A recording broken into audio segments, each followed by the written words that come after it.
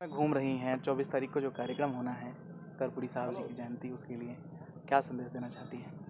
देखिए, संदेश, जहाँ तक संदेश की बात है तो संदेश हम क्या देंगे। हमारे नेता ने, माननीय मुख्यमंत्री नीतीश कुमार जी ने पूरे देश में ही संदेश दिया है। जाति आधारित जनगणना करा करके आज एक रोल मॉडल के रूप में उपस्थित हुए हैं। तो संदेश क्या देना है, कर्पूरी जी के विचारों को हम लोग फैलाना चाहते हैं कि जो हमारे अति पिछड़ा लोग हैं सब लोग कर्पूरी जी के बारे में जाने और भावी पीढ़ी जो चीज़ हमारे पूर्वज हैं किए हैं समाज के लिए, उसको सब लोग को जानने का अधिकार है। और अपने जब तक जानेगा नहीं, अब किसी भी कौम तभी जिंदा, कोई भी कौम जिंदा तभी रहेगा जब तक वो अपने इतिहास को जीवित रखेगा। तो इस इतिहास को हम लोग चाहते हैं जीवित रहे, और इसी के लिए हम लोग कर्पूरी जी की 100वीं जयंती शताब्दी के रूप में मना रहे हैं पूरे बिहार में।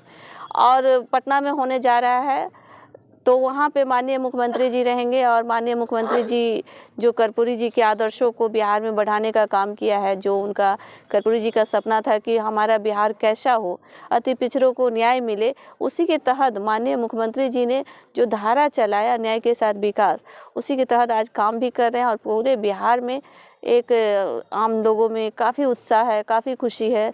सब लोग हाथ उठाते हैं और बोलते हैं कि हम भी आएंगे, हम भी आएंगे। तो कर्पूरी जी के प्रति भी असीम श्रद्धा है, और हमारे माननीय मुख्यमंत्री जी के प्रति भी लोगों को, आम जनता में काफ़ी भरोसा भी है और विश्वास भी है। मैडम, कर्पूरी जी जब मैट्रिक पास किए थे तो ऐसी कहावत हम लोगों ने तो सुना है कि जब अपने गांव के ज़मींदार के पास उनके पिताजी लेकर के गए थे और बताए थे कि मैट्रिक पास कर गया है कर्पूरी, तो गांव के ज़मींदार बोले थे कि ठीक है, मैट्रिक पास कर गए हो, चलो गोर दबाओ। तो ये प्रताड़ना कहीं ना कहीं उनको झेलना पड़ा था। आज के समय में क्या उनके सपनों को साकार कर रहे हैं माननीय मुख्यमंत्री जी? देखिए, जहाँ तक आपको बता दें कि पहले शुरू से ही इतिहास ही बहुत बातों को नहीं कहा जा सकता है, लेकिन इतिहास ही गवा रहा है। एकलव्य का अंगूठा भी कभी न कभी कटा। तो इस तरह की धारणा तो बहुत समाज में रही। और कर्पूरी जी जब मैट्रिक पास किए तो उनको कई तरह के बातें लोग बोले। तो जो भी आप जान लीजिए कि अभाव में ही प्रभाव छोड़ता है आदमी। बाबा साहब भीमराव अंबेडकर की वे बारे में आप जानिए कि उन्होंने भी कितना प्रताड़ना को झेला है।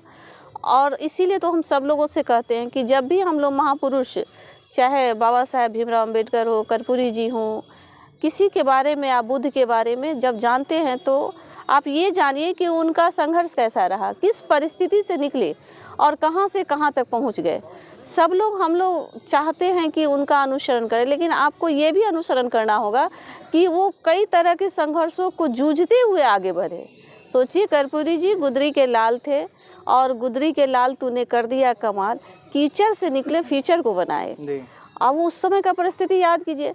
कहीं ना कहीं जो कई वर्षों से आज चला आ रहा था, विशेष वर्गों के हाथ में एक ज्ञान, अर्थ, क्या कहना चाहिए, सब चीज़ उन्हीं के हाथ में था। तो स्वाभाविक है जब एक गरीब का बेटा मैट्रिक पास करेगा तो लोगों को बर्दाश्त नहीं होगा। उसके तहत उस लोग ऐसा मानसिकता रखते थे। आज भी है, लेकिन बहुत हद तक अब बहुत कम हुआ है। माननीय मुख्यमंत्री जी ने इस चीज़ को समझे। आज देख लीजिए, उनका जो धारणा है स्टूडेंट क्रेडिट कार्ड जो चलाए उन्होंने, जिसके तहत आज अब बहुत कम परसेंटेज भी लिया जाता है और 4 लाख तक की राशि दी जाती है। चाहे वो गरीब का बेटा हो, ठेला वाला का हो, रिक्शा वाला का हो, सब्जी बेचने वाले का, चाहे दाई, कोई भी काम करने वाला, जो आप साधारण बच्चा भी आज देखिए कि इंजीनियरिंग, मेडिकल में पढ़ रहा है, डॉक्टर बन रहा है, इंजीनियर बन रहा है। तो ये सब जो समाज में परिवर्तन हुआ है, जो कर्पूरी जी लोग झेले, उस चीज़ को ही हमारे नेता माननीय मुख्यमंत्री जी समझ रहे थे, और इसी के तहत उन्होंने ये परिवर्तन किया। और समाज में आज पूरा बिहार देखिए चहुमुखी विकास कर रहा है, सभी क्षेत्रों में आगे बढ़ रहा है। छात्रवृत्ति थी, उसको बंद कर दिया गया है, वो आपके एजेंडे में भी शामिल है, जो मीटिंग होना है, तो उसके बारे में क्या कहिएगा? देखिए, आपको बता दें कि 1 से 8वीं तक की छात्रवृत्ति जो थी सो केंद्र सरकार ने बंद किया, लेकिन नीतीश कुमार जी ने उसका प्रबंध किया।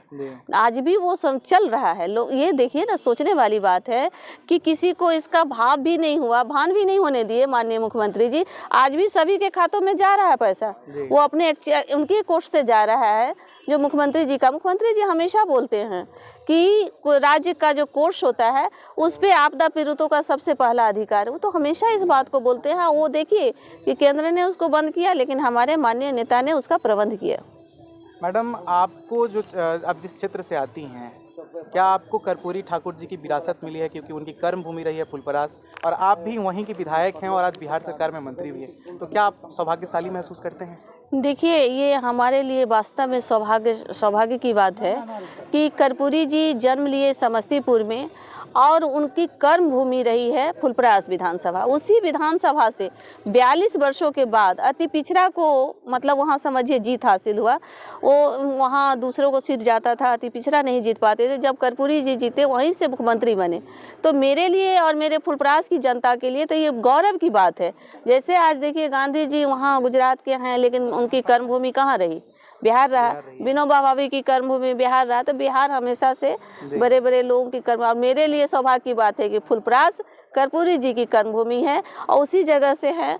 हम देखिए, वो बहुत विचारवान और बहुत, वो तो कर्पूरी जी एक विचार हैं, तो हम ये नहीं आपको दावा कर सकते हैं कि हम उन्हीं के पद चिन्हों पे चल रहे हैं, लेकिन हमारा प्रयास है कि हमारे बुजुर्ग जो हैं, अनुभवी लोग हैं, जो विचार है, उस विचार को हमारे नेता नीतीश कुमार जी और हम लोग भी उस विचार के धारा को मानते हैं। और गांधी हो, बाबा साहेब भीमराव अम्बेडकर हो, जेपी के सपनों को कर्पूरी जी, लोहिया जी के सपनों को साकार किए हैं हमारे माननीय मुख्यमंत्री जी। उसी धारा को हम लोग लेकर के आगे बढ़ने का काम करते हैं। अभी जो आरक्षण का दायरा बढ़ाया गया है, वो कहीं ना कहीं कर्पूरी जी की विचारों से प्रेरित है? हाँ, ये देखिए, ये बहुत अच्छा सवाल आपने किया। और ये बताइए कि जिस समय कर्पूरी जी आरक्षण की बात की तो उसको कितना परेशानियों का सामना करना पड़ रहा था, लेकिन उस धारा को आगे बढ़ाने का ये बहुत बड़ी बात है। आज देखिए कि जातीय आधारित जनगणना, जो पूरे देश में कोई राज्य नहीं हिम्मत जुटा पाया कि इसको कर दिखाने के लिए, लेकिन हम माननीय मुख्यमंत्री नीतीश कुमार जी को बहुत बहुत धन्यवाद देते हैं, उनको और उनके सोच को, विजन को, समझ को, जिन्होंने इतना बड़ा निर्णय लिया। जातीय आधारित जनगणना करा करके आज अति पिछड़ों को बहुत बल मिला है। जो अति पिछड़ा का जो आरक्षित सीट 18 था उसको बढ़ा के 25 किया गया है, अनुसूचित जनजाति का 1 से 2 किया गया, तो सभी पिछड़ा का भी 18 हुआ, 12 से 18, तो सब लोग को एक हक अधिकार का दायरा आपको पता चल गया। तो जिसकी जितनी हिस्सेदारी है उसकी उतनी भागीदारी होना चाहिए। तो जब आप इस कहावत को कहते थे, लेकिन उस तरह का बेसिक चीज़ नहीं था, लेकिन आज जातीय आधारित जनगणना होने से बेसिक आधार मिल गया है हम लोगों को। और कई लोग इसका विरोध भी करते हैं, लेकिन देखिए दूसरे राज्यों में इसी के आधार पर लोग मुख्यमंत्री भी बनाते हैं। बाहर से भी लोग आ रहे हैं मुख्यमंत्री जी से मिलने कि पूरे देश में जातिगत जनगणना हो। मैडम, एक आखिरी सवाल है कि ये जो जातिगत जनगणना हुआ है, इसका पंचायतवार आंकड़ा जो है वो कब घोषित किया जाएगा? देखिए, ये लोग मांग कर रहे हैं, और आपको बता दें जो भी उसमें आंकड़ा दायर है बहुत पारदर्शिता के साथ किया गया है। हम लोग के घर भी आया था, एक एक कॉलम बना हुआ था, किसमें किसका नाम है, कितना एजुकेटेड है, क्या है, सारा चीज़ का ब्यौरा है। कहीं कोई ये नहीं है कि इसमें गलत या सही, सब चीज़ का आंकड़ा आपके सामने है। देखिए, इसके लिए लोग मांग कर रहे हैं, और अगर वैसा परिस्थिति आएगा तो सब तो आपके सामने। आज देखिए पता चला ना कि कितना प्रतिशत लोग गरीब हैं, 94 लाख लोग गरीब हैं, तो पता चल गया। तो उसके लिए भी माननीय मुख्यमंत्री जी काम कर रहे हैं। सभी जो गरीब गुरबा परिवार है उसके लिए 2 लाख रुपए तक की राशि देंगे, ताकि लोग अपना रोजगार सृजन कर सके और उसका बाल बच्चा सुरक्षित रह सके और आगे बढ़ सके। तो खुद का मालिक बनने के लिए ये बहुत बड़ी बात है कि लोग आपको खुद का मालिक बनाना चाहते हैं, जबकि इस तरह का नहीं। देखिए, दान देने से आपका जो शक्ति होता है सोचने का, उसको कमजोर किया जाता है, लेकिन न्याय मिलने से आप में मजबूती आता है। जब आदमी को न्याय मिलता है तो उसमें ताकत आता है एक तो ये हमारे नेता माननीय मुख्यमंत्री नीतीश कुमार जी कर रहे हैं। और ये देखिए आज पूरे देश इस बात को मान रहा है, सब लोग उसका डिमांड कर रहे हैं। तो आप लोगों ने सुना, ये थी बिहार सरकार की परिवहन मंत्री शीला मंडल जी। आप इस वीडियो पर क्या विचार रखते हैं कमेंट करके बताएं। बहुत बहुत धन्यवाद। Thank you ma'am.